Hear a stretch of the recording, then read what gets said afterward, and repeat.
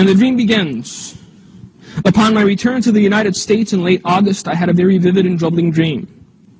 I dreamt I was walking through a sparsely wooded forest, and suddenly my attention was drawn to an eagle flying high above the tree line.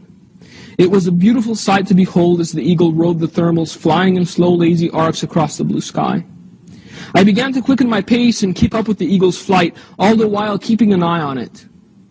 Noticing that it was slowly descending towards the earth, I followed it for a long time, its descent not being sudden, but very gradual.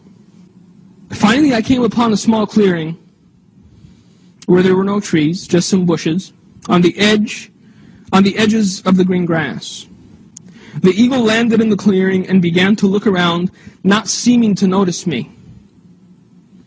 As I began to wonder what relevance this had, a man dressed in white, hands clasped in front of him, appeared beside me and said, "Be patient. In due time, you will see the purpose."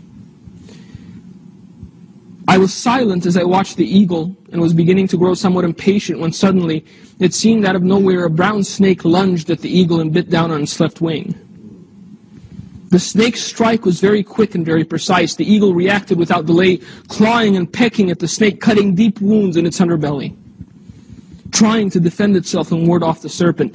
Just as it seemed, the eagle was winning the battle and the serpent was retreating.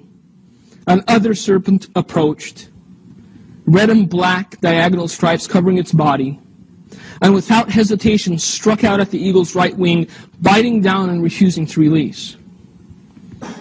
After a momentary tug of war, the serpent tore off flesh and feathers, leaving a large wound on the eagle's right wing.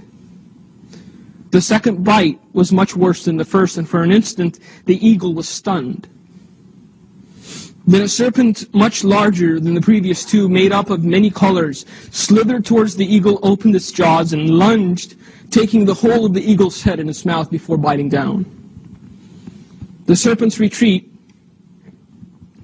and the man who had been standing beside me walked to the eagle, knelt down, picked it up, and held it in his cupped hands. The look of grief on his face was beyond any I have ever seen in my life. Just seeing the look on the man's face broke your heart. The man continued to look down at the eagle and with a pained voice said, "The true tragedy is that at any moment it could have sought the safety of the above. It could have soared towards the heavens and would have found its protection. This has been revealed to you that you may know.